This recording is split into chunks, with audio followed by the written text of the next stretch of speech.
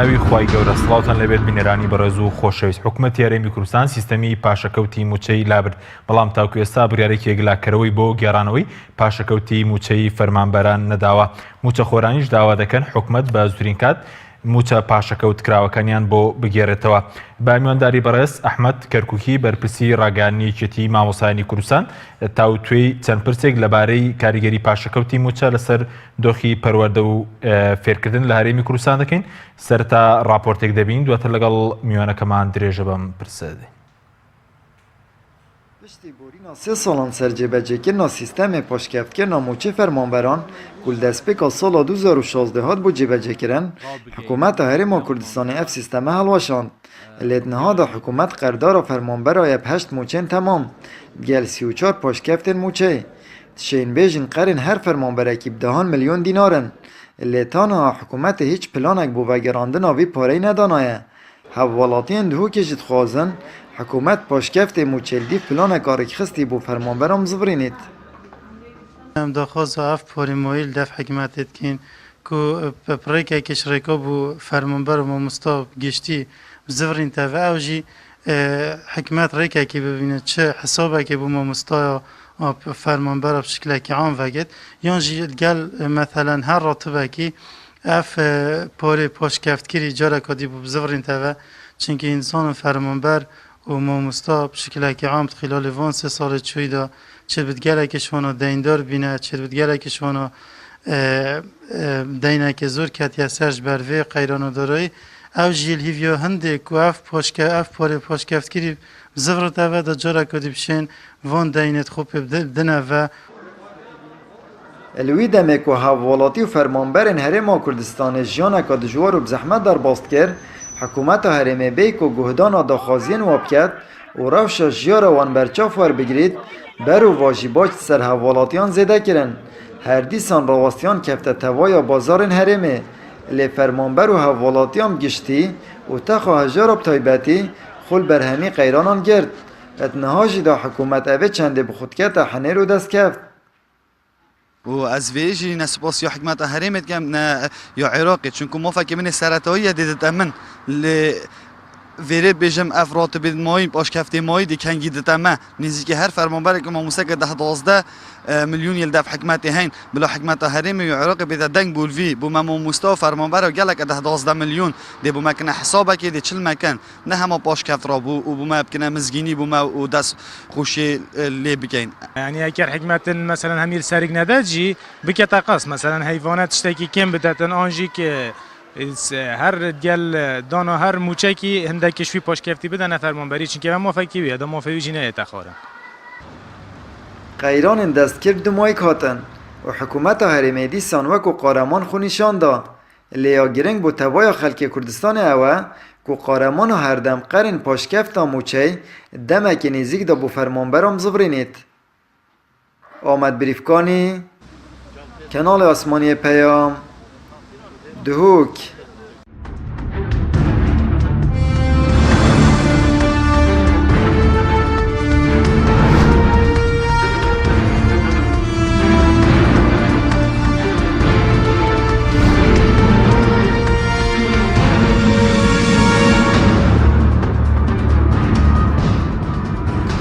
جارێکتر ساڵتان لەبێت بینەرانی بەڕێز. سوپاس بۆ میوانەکەمان. مامۆستا ئەحمەد زۆر سوپاس بۆ بەڕێستان کە لە بەرنامەکەمان ئامادەن. سەرەتا ئەگەر لەوە دەست پێ بکەین چۆن لە بڕیاری حکوومەتی هەرێمی کوردستان دەڕوانن بۆ هەڵگرتنی سیستەمی پاشەکەوتی مووچە؟ بەناوی خوای گەورە و میهرەبان دەستخۆشی کەناڵەکەتان لێ دەکەم لەو بەرنامە تایبەتە بەو بابەتە گرینگە. طبعا مەسەلەی هەڵوەشاندنەوەی پاشەکەوتی مووچە دوای 4 ساڵ کە حکوومەتی هەرێم بە نایاسایی بڕیاری پاشەکەوتی مووچەی لە سەرجەم فەرمانبەران و مامۆسایاندا کە پاشەکەوتەکەش نایاسایی بوو هەرچەندێک کە سەرجەم فەرمانبەر و مامۆستایان و ڕێکخراوەکان و لایەنەکان دوای چەندین ساڵ چەندین هەڵوێست چەندین خۆپیشاندان چەندین پێشێرکاری مافی مرۆڤ پێشێرکاری بەرامبەر فەرمانبەران مامۆسایان گرتن و لێدانیان کە لە هەردوو دەفەر کە ئەنجام درا کە دوا هەڵوێستیش هەڵوێستی کە 25 سێ 2018 بوو کە خۆپیشاندانی مامۆستایان بە هەموو چین و توێژەکانەوە سەرجەم هەرێمی کوردستانی گرتەوە بەداخەوە ئەوەی سەلمان کە لە هەرێمی کوردستان پێشێلکردنی مافی مامۆستایان و مافی مرۆڤ زۆر زۆر لە ئاستێکی نزمدایە ئەوەی پیشاندا لە جیاتی حکومت پشگیریان بکا و ناحەقیان بەرامبەر کراوە بەڵکو بێڕێزی کرا و چەندین مامۆستا سزادرا بەڵکو بێڕێزی لێکرا هەرچەندێ وشەی بێڕێزی بەداخەوە بێڕێزی بۆ ئەو کەسەیە کە بێڕێزی لە بەرامبەر فەرمانبەر و مامۆسایان کرد بەڵکو بۆ ئەوان سەربەرزیە کە حکومت گەیشتە ئەوەی کە لە 2018 دەستکاریەکی موچەی مامۆسایان و فەرمانبەران بکە بەڵام ئەوەی ئێستا کە حکومت بڕیاریدا لە هەڵوەشاندنەوەی پاشەکەوتی موچە ئەم بڕیارە بەڕاستی بڕیارێکە زۆر زۆر تاخیرە زۆر نایاسایی بوو بەڵام ئەوەمان لەبیر نەچێ ئەم بڕیارە بە فشارێکی زۆر زۆر گەورە بوو چونکە ئەو هەموو فشارەی فەرمانبەر و مامۆسایان و بایکۆت و مامۆسایانی ناڕازی و سەرجەمتین و توێژەکان و جاروا هەبوو بە مانگ بە دوو مانگ بایکۆتی قوتابخانەکان کرا حکومەت هیچ حیسابێکی بۆ ئەو هەموو خەڵکە نەکرد بەڵام کە حکومەتی ناوەند کە هاتە سەرخەت و مووچەی 2019 کە لە پەرلەمانی عێراق پەسەند کرا ئەلێرەوە ئێمە دەستخۆشی لەوە ئەکەین کە بەڕاستی دەستخۆشی لە پەرلەمانتارانی عێراق ئەکەین بە تایبەتی لستە کوردیەکان کە توانیان ژیرانە و ئاقلانە کۆمەڵێک پاڵپشتی فەرمانبەران و مامۆسایان بکەن بەوەی کە ئەگە حکومەتی هەرێم پابەندی نەوتەکەش نەبوو تێکەڵکردنی قوتی مامۆسایان و فەرمانبەران بە سیاست و بە ململانەی سیاسی نەکرێ و سوپاسی حکومەتی مرکزیش ئەکەین کە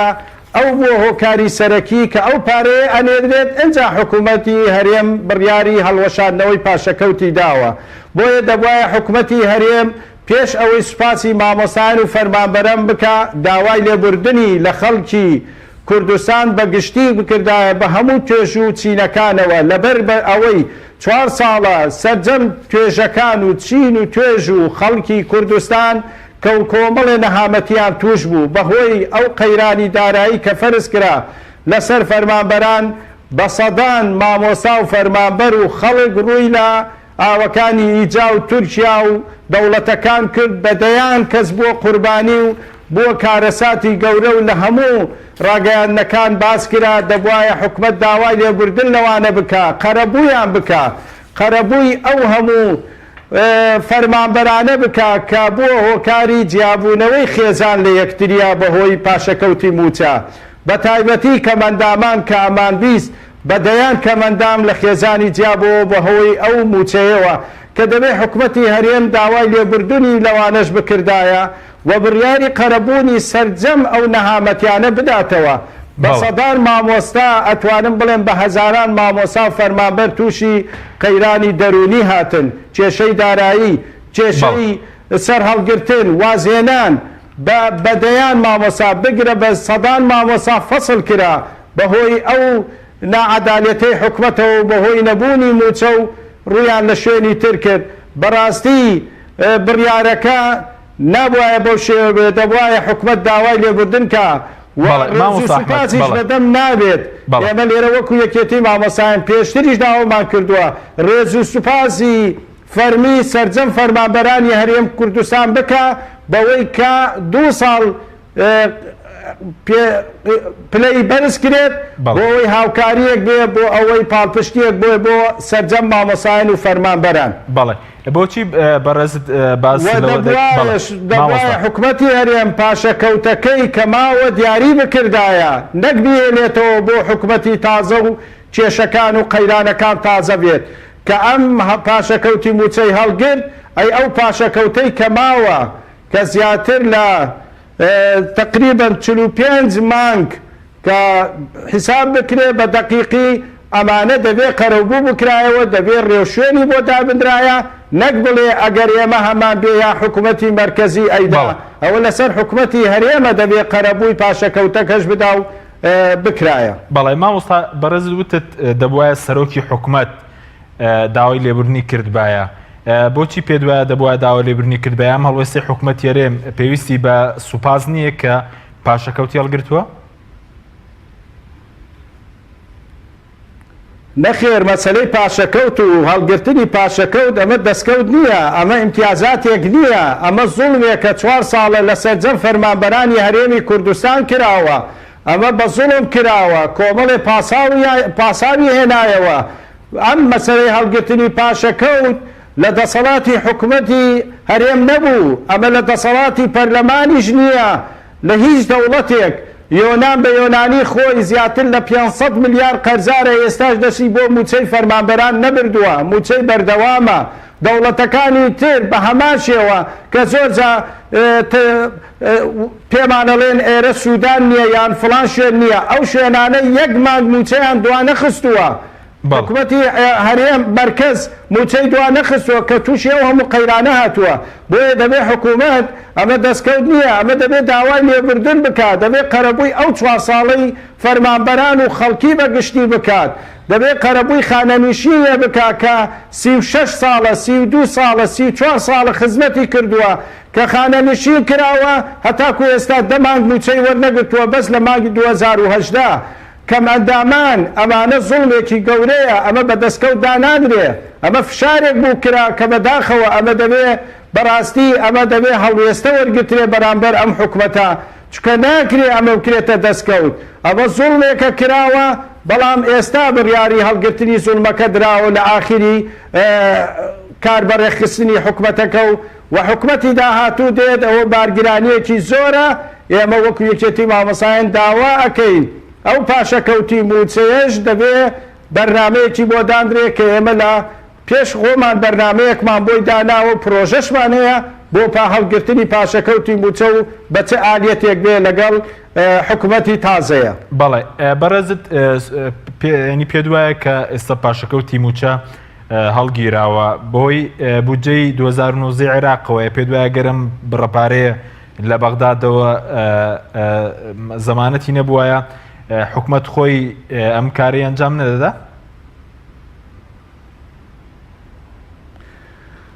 نەخێر حکوومەتی هەرێم ئەم کاری ئەنجام نادا، چونکە ئەمە وەکو وتم هەڵوێستی لستە کوردیەکانی بەغایە کە ئەلەوێت توانیان بە یەکدەست لەگەڵ لستەکانی تر لەگەڵ حکوومەتی مەرکەزە کۆبوونەوەی بکرێ هەوڵ بدرێ بۆ ئەوەی ئەو پارەیە بنرێت. ئەو کاتەی حکوومەت 370 ملیارەکەی ئەنار بۆ هەرێم دەبوایە پاشەکەوتی مووچە هەڵبگرترایە بە هەموو پێوەرەکانی لە ڕووی زانستی و لە ڕووی ئەو کەسانەی کە قسەیان لەسەر مەسەلەی مووچە و داهاتەکان ئەکرد بەڕاستی دەبوایە ئەو کاتە مووچەکە پاشەکەوتەکە بە یەکجاری هەڵبگرترایە نەک نسبەیەکی کەم. بۆیە بەڵێ ئەمە حکوومەتی هەرێم دەیەتوانی پاشەکەوتەکە هەڵگرێ ئەگەر ئەم بودجەیە لە حکوومەتی مەرکەزیەوە نەهاتووە و حکوومەتی هەرێمیش خۆی لە بڕیاردانی هەڵوەشاندنەوەی پاشەکەوتی مووچە بەداخەوە ئەویش خاڵێکی باس کرد ولی وتی هەوڵدەین ململانێ سیاسیەکانیش هۆکارێ بوو لە مەسەلەی بڕینی مووچەی فەرمانبەران. ئێمە لێرەوە چەندین جار داوامان کردەوە ململانەی سیاسی نێوان حکوومەتی مەرکەز و هەرێم قوربانیەکەی فەرمانبەرانی هەرێم دای کە بەداخەوە ئێستاش داوای ئەوەکەین ململانێ سیاسیەکان دوور بکرێت لە دام و دەستگا پەروەردەیی و حکوومیەکان بۆ ئەوەی نەبینە قوربانیەکی تازە یان قوربانیەکی تر لە مەودووە. باشە بەس بەرەزت باسی ڕێز و سوپاست کرد بۆ هەموو مەسەرەن بڵین فەرمانبەران ینی ڕێز و سوپاس بە فەرمی پێ دوایێت دەبێت بە فەرمی بکرێ بۆ نمونە چەند ساڵ حساب بکرێ بۆ مامۆستایان قەرەبوویان بکرێتەوە بۆ فەرمانبەرانیش؟ مەسەلەی قەرەبووی مامۆستایان بەڕاستی چەند ساڵ بکرێ قەرەبوو ناکرێتەوە. قەرەبووی ئەو هەموو نەهامەتەی کە باسم کرد ئەمانە بەڕاستی قەرەبوو ناکرێتەوە بە تەرفێکردن و ئەمانە، بەڵام دائیمەن حکوومەت دەبێت ڕێز و سوپاس بۆ سەرجەم فەرمانبەران بنێرێت و قیدەمی خزمەت بکە، چونکە ئەوەمان لەبیر نەچێ ئێمە لە ساڵی 91 لە دوای ئینتیفاضا لە هەرێمی کوردستان کە مامۆستایان 1 ساڵ بەبێ مووچە دەواممان کرد ئەوە بوو حکوومەتی هەرێمی ئەو کاتە یەک ساڵی ڕێز و سوپاس نرد و ساڵێکی پێش خست بۆ سەرجەم مامۆستایان و فەرمانبەران بە تایبەتی مامۆستایانی ئەو کاتەکە خۆی لە نزیکەی 35,000 مامۆستا ئەدا ئەوە ساڵی خزمەت چووە پێش بەڵام ئەم قەرەبووی ئێستا کە 4 ساڵە حکومەتی هەرێم بەم شێوازە تەعاملی کردووە و نامبڕاوی فەرمانبەر و مامۆستای کردووە لایەنی کەم ئەتوانێت 2 ساڵ ڕێز و سوپاس بۆ سەرجەم فەرمانبەرانی هەرێمی کوردستان بنێرێ یان ئەتوانێت کۆمەڵی پێشێرکاری یاسایی بەرامبەر فەرمانبەران و ئەوانە کراوە ئەوانە تعدیل بکات چاکی بکاتەوە بەڵێ 2 ساڵ ئەتوانێت 2 ساڵ خزمەتەکە یان ئەو بڕیارانەی لە بەخا هەیە بۆ خانە نشینوانە ئەوانە جێبەجێ بکات کە مەجال هەبێ باسی پێشێرکارەکانی حکومەتەکەم بەرامبەر یاساکانی مامۆستایان و فەرمانبەران. بەڵێ دواتر قسەی لەسەر دەکەین بەس سەبارەت بەوەی کە پێت وایە دەبێت فەرمانبەران و موچەخۆران چالێتێک بگرنە بەر بۆ وەرگرتنەوەی ئەو موچە پاشەکەوت کراوەی کە لای حکومەتە کە تاکە حکومەت تاکو ئێستا بڕیارێکی یەکلاکەرەوەی لەبارەی دانەوەی ئەو پاشەکەوتە نەداوە. کاک حەکیم ئێمە وەکو یەکێتی مامۆستایان پێشتریش پرۆژەیەکمان ئامادە کردووە و داوەتمانە ئەنجومەنی وەزیران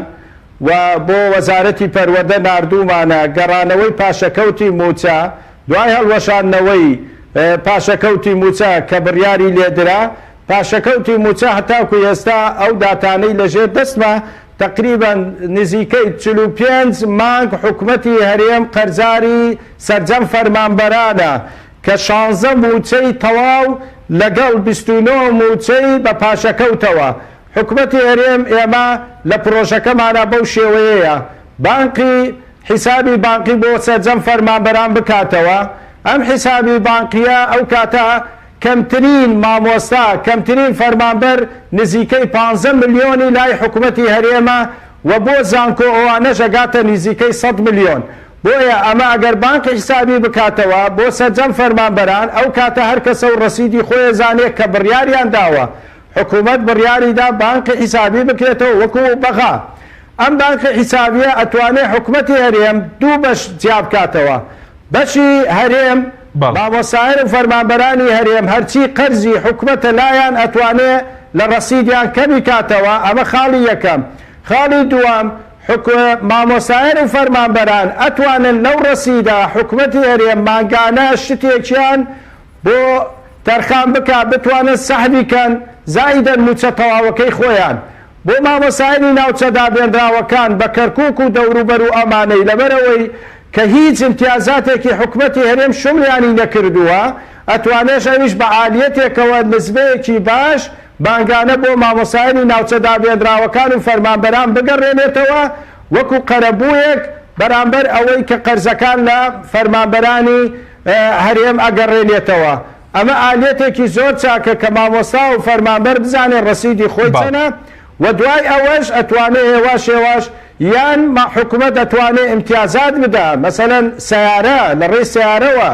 سیارەیان بداتێ لە ڕێی مەبلەخێکە لە پارەکەیان ببڕێ ئەویش بە ئارەزومەندانە بێ یعنی کۆمەڵێک دەتوانێت مەسەلەی زەوی بە زەوی قەرەبوویان بکاتەوە ئەگەر بڵێ ئیستا نیمە یعنی شێواز زۆرە ئەم تەرحانەمان داوەتە حکومەت و چاوەڕێی حکومەتی تازە ئەکەین یعنی ئەو بە فەرمی وەکو یەکێتی مامۆستایان ئەوەی کە باست کرد بۆ قەرەبووکردنەوەی بەتایبەت مامۆستایان ئەم پرۆژەیەتان داوە بە حکومەت بەڵێ ئەمە داوەتمانە حکومەتی پێشوش و پرۆژەکەشمان ئامادە کردووە کە حکومەتی تازە دانرێت ئێمە سەردانی سەرۆکی ئەنجومەنی وەزیران بکەین بۆ ئەوەی بتوانین ئەو بەرنامەیە نەکەرە و بەرنامەیە تەنانەت کۆمەڵێک پرسی پەروەردەییمان ئامادە کردووە کە بۆ حکومەتی پێشوو ناردوو بمان حکومەتی کە ئێستا حکومەتی کاربەڕێخەرە بەڵام بەداخەوە زۆربەی ئەو پرۆژانە جێبەجێ نەکراوە لەگەڵ حکومەتی داهاتووە دانیشین و مفاوەزات لەسەر ئەو خاڵانە ئەکەین چونکە خاڵەکان هەر پاشەکەوت نییە مەسەلەی قەیرانی پرۆسەی پەروەردە و خوێندنە کە لەو پەڕی شکستیە پرۆسەی پەروەردە و خوێندن کۆمەڵێک داتای زۆر مەترسیدارێ لەسەر پرۆسەی پەروەردە و خوێندن و حتا دانانی وەزیر دەبێ ئەوەشمان تەڕح کردو بۆ حکومەتی تازە کە چه ئالێتێ بۆ ئەو وەزیرە دابدرێ دەبێ وەزیر لە ناو پرۆسەی پەروەردە و فێرکردن گەورە بوو بێ مامۆستا بوو بێ نەک حیزب بێنێ دای بنات و شەهادەکەشی هیچ عیلاقەی بە پرۆسەی پەروەردە و بە بابەتی پەروەردەییەوە نەبێت ئەمانە دەبێ پێوەەر بن و حیزبیش نەبێ بەو حیزبەی کە بەرژەوەندی حیزبی لەسەروی بەرژەوەندی پرۆسەی پەروەردە و وەزارەتەکە بێ. بەڵێ زۆر باشە بەس بەوەی ئەو قەیرانە ئێوە پێتان وایە قەیرانی دارایی زیاتر کاریگەری زۆر خراپی لەسەر کەرتی پەروەردە لە هەموو کارتەکانی دیکە زیاتر جێشتووە ینی بۆی قەیرانی داراییەوە مەسەرەن بۆی ئەم پاشەکەوتەوە چ زیانێکی بەرکەوت و کەرتی پەروەردایە بەم لابردنی پاشەکەوتە برینەکانی کەرتی پەروەردە ساڕژ دەبن؟ بەنسبەت قەیرانی پرۆسەی پەروەردە و فێرکردن بەڕاستی وەزارەتی پەروەردە حکوومەتی هەرێم هیچ گرنگیەک و بایەخێکی بە پەروەردە نەدا. باشترین بەڵگە ئەوەیە کە پێش ئەم قەیرانەی کە لە 2015 بەسەر هەرێمە هات پێش ئەمەش بودجەی کە بۆ وەزارەتی پەروەردە دائەندرا بودجەیەکی زۆر زۆر کەمە لە ئاستی پێداویستیەکان نەبوو. بودجەکە لە 105 ئەو بودجەی بۆ وەزارەتی پەروەردە دانرا بوو لە 105 بۆ نۆشنکردنەوە و ئیشوکاری وەزارەتی پەروەردە بوو کە بەداخەوە لە هەموو وڵاتێک میزانەی وەزارەتی پەروەردە بەرزترین میزانیەیە لە هەموو بوارەکانی پرۆسەی پەروەردە و لە هەموو ئاستەکانی وەزارەت و حکومەتە بۆیە نەخێر ئەگەر ئەم حکومەتەش بێت پاشەکەوتی موچەش هەڵسێ بەڕاستی قەیرانی پەروەردە و فێرکردن و کێشەکانی پەروەردە چارەسەر ناکرێت بەو شێوەیە. ئەمە بەسیترینشت پێویستیمان بە 1000 قوتابخانە هەیە یعنی هەتاکو ئێستا ئەمە 5 ساڵە ساڵانە 100 قوتابخانەمان پێویستە هەتا ئێستا قوتابخانە دروست نەکراوە کاک حەکیم زیاتر لە 500 قوتابخانە لە هەرێمی کوردستان مەترسیر و خواندنی لێکرێ ئەمە داتای 2017 حکوومەتی وەزارەتی پەروەردەیە مەترسیر و خواندنی لێکرێ بەڵام هەتا ئێستا هیچ جواب نەدراوەتەوە وەرە ئەمجا دوودەوامی و سێدەوامی زیاتر لە 2000 قوتابخانە دوودەوامیە تۆ سیستەمێکی پەروەردەی دەوڵەتێکی تری تێناوە لە ئاستێکی بەرزە دەوام لە بەیانەوە هەتا سەعات 2-3 نیوەڕۆیە تۆ لە کوردستانە دوودەوام و سێدەوام ئەوە هەر بێ حیسابە تەنانەت جواردەوامی شەیە بێجگا ئەو هەموو قەیرانی مەسەلەی کەمی مامۆستا کە ئێستا زۆربەی قوتابخانەکان قوتابخانە نییە یان گرێبەست یان مامۆسای وانە بێژی تیانە بێ کە پڕ کراوەتەوە کە بەداخەوە تەسیری زیاتری لەسەر پرۆسەی پەروەردە و خوێندن کردووە لەبەرەوەی زانیاریان نییە دەورەیان نەدیوە خولیان نەدیوە حساسترین بەشە پسپۆڕیەکان دەدرێ پێیان لە گوندەکان یان لە قەزا و ناحیەکان ئەمە بەڕاستی پرۆسەی پەروەردە بەرەو قەیرانتر دەبات بێجگە بژێوی مامۆستا بێجگە مەسەلەی ژینگەی قوتابخانە یعنی کۆمەڵێک کەم و کورتی لە سیستەم لە چاپی کتابەکان کە بەڕاستی ئەوە کێشەیەکی زۆر گەورەی دروست کردووە بودجەیەکی زۆر گەورەی ئەوێت یعنی دەورات بۆ مامۆستایان هەتا ئێستا ئەو دەورانە نەکراوەتەوە زۆر جاکە ئەڵێن قوتابخانەی نمونەوی یان مەنهەج و سیستەمی بەهێزی دەوڵەتەکان ئێمە پێویستیمان بە سیستەمی بەهێز نییە پێویستیمان بەوەیە دەبێ قوتابخانە ژینگەی قوتابخانە مامۆستا قوتابی ئەمانە دەبێت چارەسەر بکرێ دەبێت لە ڕووی پەروەردەوە شکستێکی گەورەمان هێناوە لە ڕووی پەروەردە و پێگەیاندنی قوتابیان ساڵانە 30,000 قوتابی تەخەڕوجەکە تەعین ناکرێ ئەمە بەڕاستی کارەساتە کە هیچ ئاگایەک لە بینی وەزارەتی پەروەردە و وەزارەتی خوێندنی باڵا نییە هیچ پلانێک نییە بێزگە بەڵێ بەس ئەو ئامارەی کەلای ئێوە ئێستا بە دیاریکراوی هەرێمی کوردستان پێویستی بە چەند دامەزرانی چەند مەسەرەن 1000 مامۆستای فەرمی و چەند قوتابخانە شێ لە سەرتاسەری کوردستان ئێمە ئێستا لایەنی کەمەوە کە وەکو بڵێن حاڵەتێکی تەواری پێویستیمان بە 1000 قوتابخانە هەیە بەڵێ ئەی وەکو مامۆستا و پێویستیمان بە زیاتر بە 7,000 مامۆستا هەیە کە دامەزرێت ئێمە ساڵانە 15,000 مامۆستا مۆڵەتی جۆرا و جۆر وەرەگرترێ ئێمە بەهۆی ئەوەی کە کێشەیەکی گەورەتر کە مامۆستای زۆربەی مامۆستایان کە ڕوویان لە هەندەران کردووە کە نزیکەی 1000 مامۆستایە و هەندێکشی چووەتە خوێندە ئەهلیەکان لەبەرەوەی مووچەکەی پاشەکەوتی مووچە تاسیری لێ کردبوو و هەندێکیشیان بەڕاستی چۆتنە بەخاو یان زانکۆکانی تر ئەمانە تەسیرێکی زۆری کردووە ئێمە لەلایەنی کەمەوە کەمترین 5,000 بەس مامۆسای گرێبەسمان هەیە یعنی 5,000 و زیاتر لە 4-5,000 مامۆسای وانە بێژ دامەزراوە ئەمانە ئەگەر لابدرێ ئێمە پێویستیمان بە 10,000 مامۆسا هەیە کە دامەزرێ لە هەرێمی کوردستان بێجگە ناوچە دابێدراوەکان ئەمە هەمووی داتای مەترسیدارە قوتابخانە نییە یان وانە بێژ یان مامۆسای گرێبەسی تیان نەبێت بۆیە بەڕاستی پرۆسەی پەروەردە و خوێندن لە قەیرانێکی زۆر زۆر گەورەیە لە ڕووی قوتابخانەکان لە ڕووی مەنهەجەوە ئەم سیستەمە پێویستی بە گۆڕانکاری و چاوخشاندنێکی تەواو هەیە هەماهەنگی لە نێوان دەرچوانی پۆلی 12 کە ساڵانە دەرەچن لە زانکۆکانە زیاتر لە 30,000 قوتابی وەرناگرترێ کە تەخەڕوجی شەکەن ئەمە بۆ ماوەی 4 ساڵە یەک کەس تەعین نەکراوە بگرێ یەکەم و دووەم و سێمی سەرجەم کۆلیجەکان کە ساڵانە خۆی لە 1300 قوتابی ئەدا ئەمە بۆ ماوەی 4 ساڵە تەعین نەکراون دا چ مامۆسا چ فەلسەفەیەکی پەروەردە هەیە کە قوتابی ئاواتی چی هەیە سەیری مستەقبەلی چی بکات کە زۆربەی وازەیەنێ زیاتر لە 30,000 قوتابی وازی لە خوێندن هێناوە ئەمانە هەمووی کارەساتە بێجگە ماساتەکانی تر و مەشاکلەکانی تری پرۆسەی پەروەردە و خوێندن بێجگە دەستێوەردانی حزبی لەسەر جونگەکان لەسەر جەم قوتابخانەکان زیاتر لە 7,000 قوتابخانە هەیە 7,000 بەڕێوەبەر و یاریدەدەری حزبی هەیە ئەمە کارەساتە لە تقریبا 1,700,000 قوتابی هەیە لە قوتابخانەکان 50 قوتابی زیاتریش دەوامەکە لە پۆلێکە ئەمە لە ئاسی ستاندەری جیهانی نییە هەم لە مامۆستا هەم لە قوتابی بەڕاستی ئەمانە کۆمەڵێک کارەساتە فەلسەفەی پەروەردە مەنهەج سیستەم پرۆسە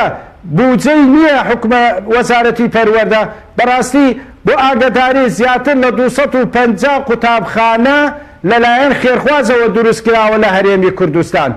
نزیکەی 900 قوتابخانەش لەلایەن ڕێکخراوە جیهانیەکان و ناوخۆیەکان دروستکراوە ئەو قوتابخانانەی کە باسەکرێت ئەمە کارەساتێکە بە حکوومەتی هەرێم و وەزارەتی پەروەردە پێش 2015 14 13 کوا حکوومەتی هەرێم کوا وەزارەتی پەروەردە پلانەکانی کوا جێبەجێ کردووە میزانیەکە لەو ئاستەیان نەبووە کە بە جۆرەی تموحی مامۆستا و قوتابی و ژینگە و منهەجەکان بێت بەڵێ ناوبڕێکمانێ دواتر گرێم بۆ لای بەڕێز مامۆستا ئەحمەد بەڵێ بینیرانی بەڕێز ناوبڕێک و دەگەڕین وڵاتە تۆپ ئارت تاکە بریکاری تۆڕی میدیایی کۆمەڵ بۆ دروستکردن و بڵاوکردنەوەی ڕیکلام تۆپ ئارت ئایا تا ئێستا بیرت لەوە کردوتەوە کە ئینتەرنێتێکی بێسنوور بەکاربێنیت یان بیرت لەوە کردوتەوە کە بۆ هەفتەیەک یان 2 هەفتە ئینتەرنێتی بێسنوور بەکاربێنی سەرەڕای هەموو ئەمانە تا ئێستا بیرت لەوە کردوتەوە کە بۆ یاری ئەلکترۆنیەکان ئینتەرنێتی بێسنوور بەکاربێنی بێگومان نەخێر فانسی نێت هەموو ئەم کێشانەت بۆ چارەسەر دەکات تۆش دەتوانیت بۆ ماوەی هەفتەیەک یان 2 هەفتە یان مانگێک بەردەوام بێسنوور لەگەڵمان بیت ئێستا خزمەتگوزاریەکانمان لەم شوێنانە بەردەستە سلەیمانی شارباژێر شارە زوور هەڵەبجە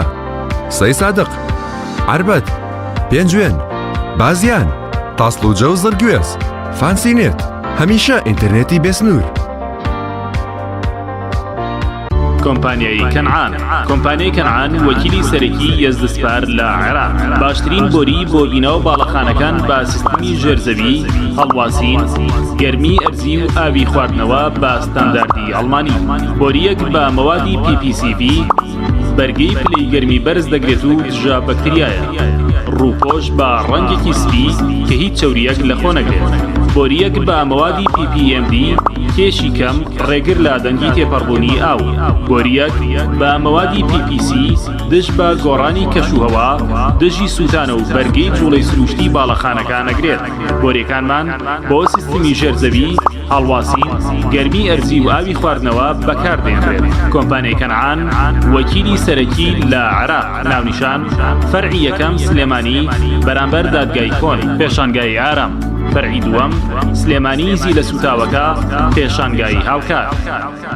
خوانێکی تایبەت لەگەڵ ڤیتا تاقیب کەرەوە پێشکەشی خێزان و ئازیزانتی بکە. ڕۆنی ڤیتا لە ڕووەکی سروشتی بەرهەمدێت و پێکهاتەکەی چۆریە زیان بەخشەکانی تێدا نییە. ڕۆنی ڤیتا باشترین ڕۆنی لە 100% سروشتی. ڤیتا نهێنی خواردنە بەتامەکانی سەر سفرەکەت. تۆپ ئارت تاکە بریکاری تۆڕی میدیایی کۆمەڵ بۆ دروستکردن و بڵاوکردنەوەی ڕیکلام. تۆپ ئارت.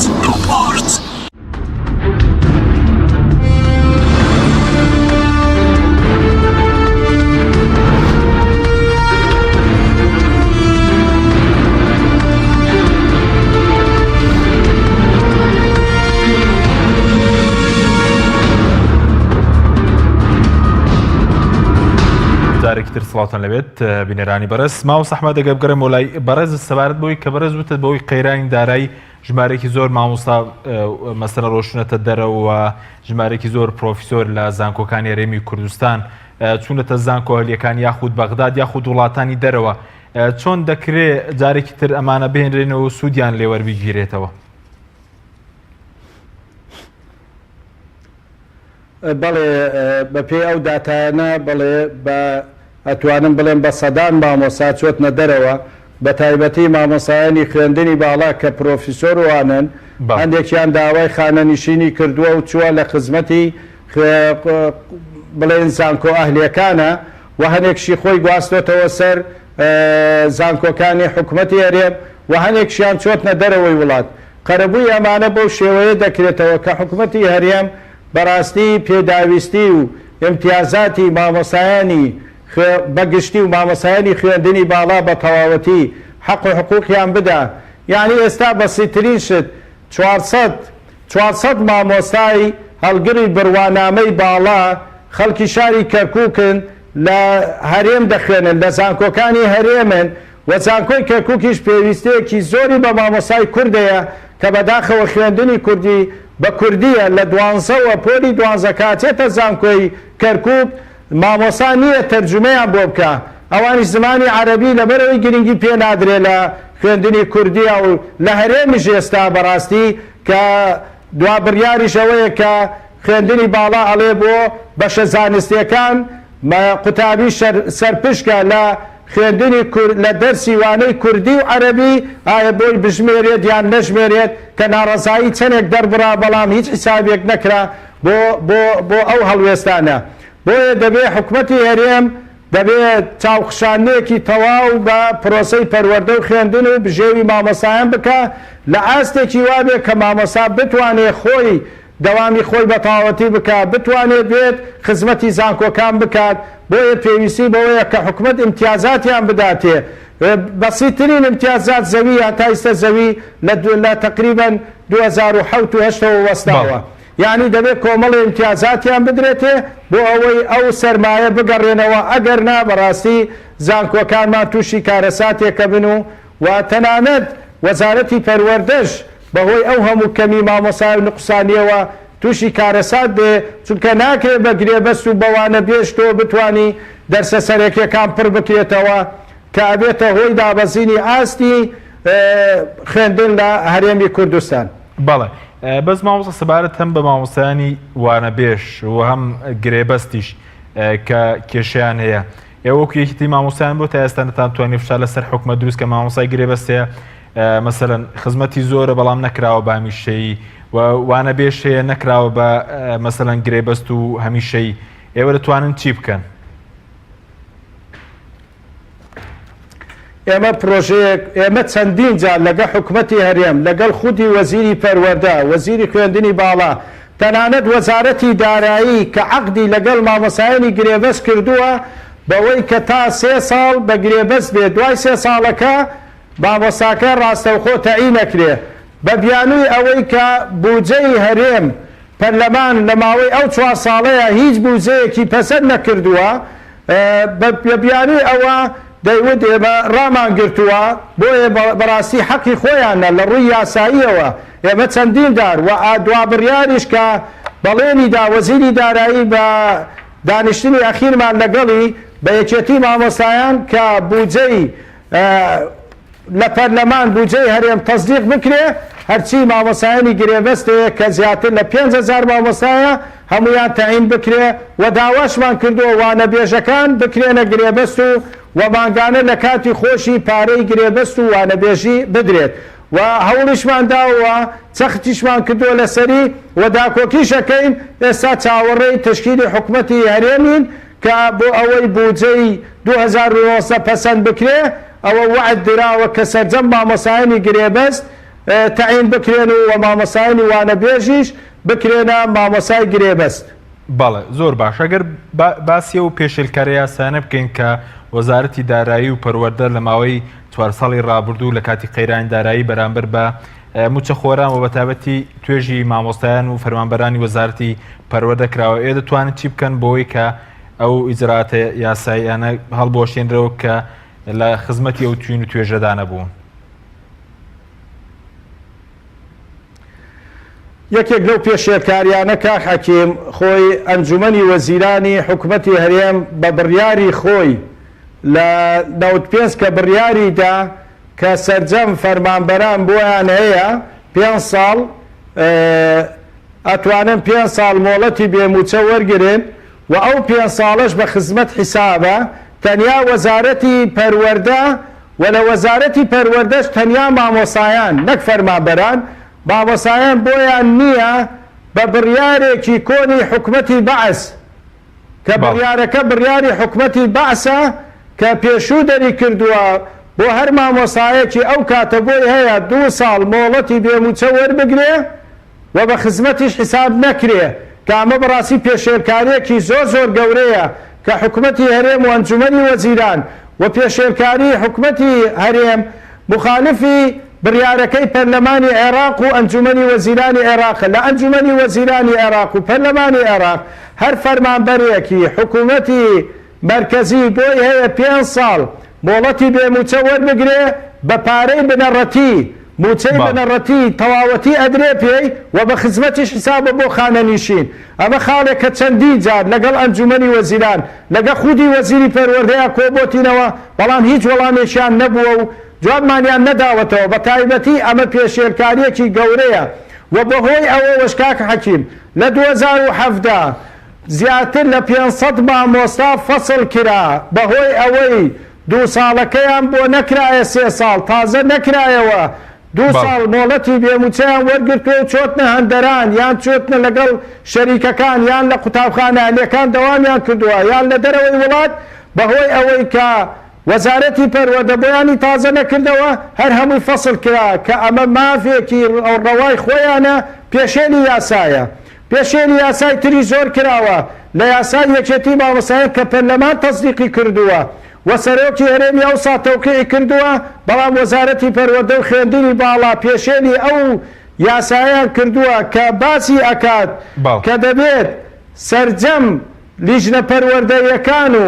سەرجەم لیژنە تەحقیقیەکانی پرۆسەی پەروەردە عیلاقەی بە مامۆستایان و دامەزراندن و کۆنگرە و تەنانەت سەردانی کۆنگرە و چوونە دەرەوە دەبێت نوێنەری یەکێتی مامۆستایانی تیابێ بەڵام بەداخەوە وەزارەتی پەروەردە و خوێندنی باڵا هەتاکو ئێستا ئەو بڕیاریان پێشێر کردووە چەندی جار پێیانیشمان وتووە بە پێی یاسا هەرچی مامۆستایەک سزا درابێ یان لە هەر لیژنەیەک تەعینات و ئەوە هەبێ ئەتوانین ئێمە هەڵی وەشێنەوە بە پێی یاسای پەرلەمان کە بۆ یەکێتی مامۆستایان دەری کردووە چەندین پێشێرکاری تر کراوە بەرامبەر مامۆستایان و فەرمانبەران پاشەکەوتی موچە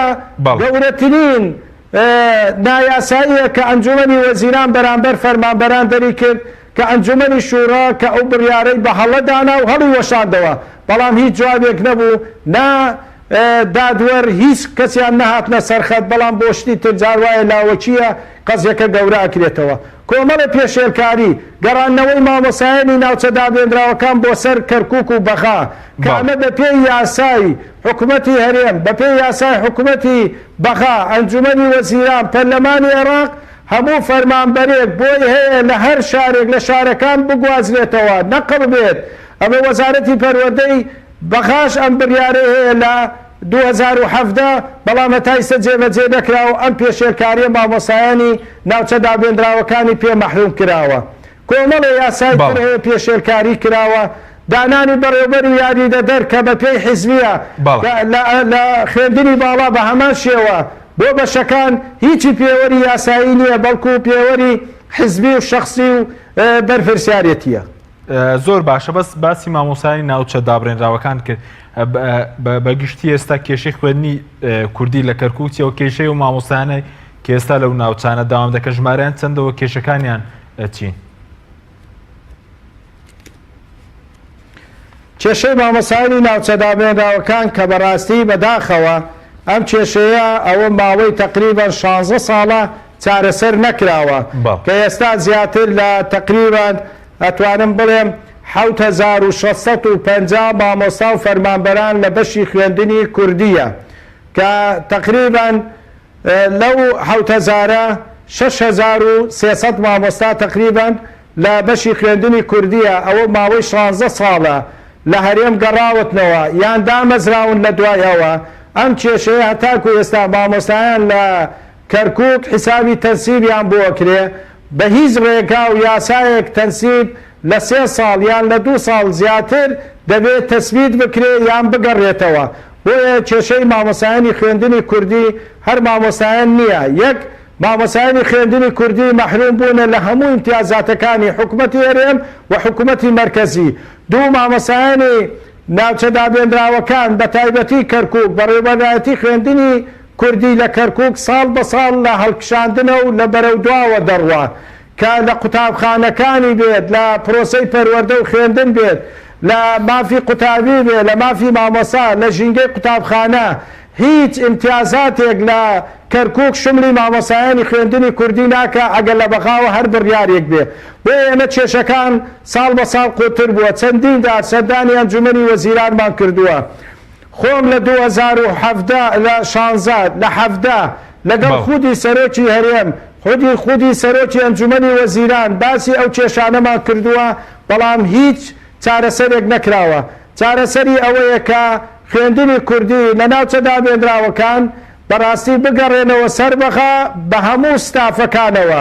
چونکە ناکرێت ئەمە 4 ساڵە مامۆسایانی خوێندنی کوردی لە کەرکووک ڕوبع مووچە وەرەگرێن بەڵام ئەو مامۆسایانی سەر بە مەرکەزن عەرەبن تورکمانن حتا کوردە سەر بە مەرکەزە مووچەی تەواوەتی ئەدرێ پێی لە هەمان قوتابخانە بۆیە بەڕاستی کێشەی مامۆسایانی خوێندنی کوردی بە خاڵی سەرەکی ئۆباڵی بە من سەرکردایەتی کووردە ئەوان کە هۆکاری سەرەکین ناهێنن ئەو مامۆسایان و فەرمانبەرانە بگەڕێنەوە سەر شاری خۆیان و سەر بەخا چەندین هەوڵیشمان داوە کێشەکە هەر مامۆسایان نییە قوتابیانە کە لە پۆلی 12 تەخەڕوجەکان زانکۆکان عەرەبیە هەمویان وەرناگرترێن کێشەی گەورەیان هەیە سیستەمی پەروەردەی مامۆسایانی خوێندنی کوردی سیستەمی هەرێمە بەڵام هەرچی ڕێنمایی و تاقیکردنەوە و هەرچی پشوو و ڕێنمایی و ئەمر و نەهی هەموو لە بەخاوە دێت هیچ دەسەڵاتێکی حکوومەتی هەرێم نییە تەنیا مووچەکە نەبێ بە تەنیا لەگەڵ ئەو سیستەمەی ناردێتی تەنانەت سیستەمەکەش لە حکوومەتی هەرێم لە پۆلی 12 هەڵبژاردنە بەڵام لێرە لە پۆلی 12 هەڵبژاردن نییە تاقیکردنەوەیەکی تەواوە تاقیکردنەوەکانیش بەخا تەسلیحەکرێ کە هەموو ساڵێک مامۆسا تەلەبەی کورد پێشێ دەکرێ مافی کە زیاتر لە 4000 قوتابی بەشداری ئەکات مافەکانیان پێشێ دەکرێ بۆیە بەڕاستی کێشەی خوێندنی کوردی ساڵ بە ساڵ لە زیادبوونە بێجگە کێشەی ئەمنی بە تایبەتی دوای ڕفرادۆم و دوای 16 ئۆکتۆبەر خوێندنی کوردی لەو پەڕی خراپیدایە لە 525 قوتابخانە ئێستا 475 قوتابخانەیە سێدەوام و چواردەوام بەردەوامە زیاتر لە 1000 قوتابی وازی لە خوێندن هێنا و گەڕاوەتەوە هەرێمیان چۆتنە دراسەی عەرەبی زیاتر لە 50 مامۆستا هەتا ئێستا نەگەڕاوەتەوە کێشەی دەیەکانمانەیە کێشەی ئەمنی هەیە حتا کێشەی مەسەلەی ئاڵا و ئەم شتانە کۆمەڵی شت هەیە ئۆباڵەکەشی بە من هەردوو حیزبی دەسەڵاتە بە تایبەتی سەرکردایەتی کورد کەم تەرخەمە ئەوەنەی خەریکی امتیازات و کێشەی نەوت و مەسەلەی نەوت و دەستکەوتە حیزبی و شەخصیەکانە خوێندنی کوردی و پرۆسەی پەروەدە لە هەر لە ناوچەدا بێنراوەکان بەگشتی ڕۆژ بە ڕۆژ ئەدینین سیرەکەین بەرەو دواوەڕوە بەرەو شکستەڕوە لە هەموو بوارەکانەوە بۆیە بەڕاستی ئێمە هەوڵمان داوە و بەردەوامیشین ئێستاش لەگەڵ فراکسیۆنە کوردیەکانە هەوڵی جددیمان داوە کە زیاتر لە 7,000 تەوقیع کۆکراوەتەوە مامۆستایان بە ئارەزومەندانەی خۆیان بگەڕێنەوە سەر کەرکووک بەواتای ئەوەی بگەڕێنەوە سەر بەغا بۆ ئەوەی بەڕاستی ئەم هەموو پێشێلکارەی بەرامبەریان نەکرێت تا ئێستا بەڕاستی کراوە حکوومەتی هەرێمیش بێدەنگە بە تایبەتی دوای 16 ئۆکتۆبەرە تاکو ئێستا یەک بەرپرسی وەزارەتی پەروەردە و حکوومەتی هەرێم نەهاتووە سەردانی ئەو ناوچانە بکە بۆیە بەڕاستی کێشەکان ڕۆژ بە ڕۆژ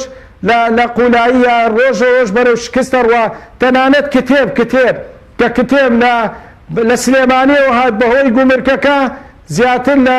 چەند سەعات کتێبەکەیان ڕاگرت کە 2 لۆری بوو 16 لۆری تر هەتاکو ئێستاش نەهات هەتاکو گومرکەکان نەگرترا داوای پارەیان نەکرد یعنی وای لێ هاتبوو کتێبی کوردیش بۆی نەبوو بێتە ناو شارەکەوە بۆیە بەڕاستی کێشەکان ڕۆژ بە ڕۆژ لە قەیرانە ڕۆژ بە ڕۆژ مەشاکل زیاد دەبێ ئەمەش بەڕاستی دەبێ بە هەوڵ و تێکۆشانی لیستە کوردیەکان لە پەرلەمان و سەرۆکی ڕئیسی جمهوری لە بەغا و ئەو دەسەڵاتدارانەی تر هەوڵێکی جددی بدەن لەگەڵ ئیدارەی ئێرە ئەنجومەن بۆ ئەوەی بتوانن مافەکانی مامۆستایانی خوێندنی کوردی بگەڕێتەوە چیتر پێشێلکاری بەرامبەریان نەکرێت چونکە مافەکانیان زەوت کراوە هەتاکو ئێستا خانەنشین کە خانەنشینەکرێت جیاوازی هەیە لەگە خانەنشینی بەغا 600,000 فەرقی هەیە خانەنشینی هەرێم و ناچەدا بێنراوەکان کە سەر بە هەرێمە لەگەڵ بەغایە خانەنشینی هەرێم بەدەمان موچادرێ ئەوەی بەغا دوومان جارێ موچەی تەواوەتی وەرەگرترێ ئەمانە کۆمەڵە پێشێلکاریە بەرامبەر مامۆستایانی خوێندنی کوردی و قوتابیان بەگشتی زۆر سوپاس بۆ بەڕێز مامۆستا ئەحمەد کەرکووکی ئەندامی سکرتاریەت و بەرپرسی ڕاگەنەیەکێتی مامۆستایانی کوردستان کە لە شاری کەرکووکەوە لەگەڵمان بووی سوپاس بۆ بینەرانی بەڕێز سوپاس بۆ ئەو کارەنەم تا بەرنامەیەکی دیکە خواتان لەگەڵ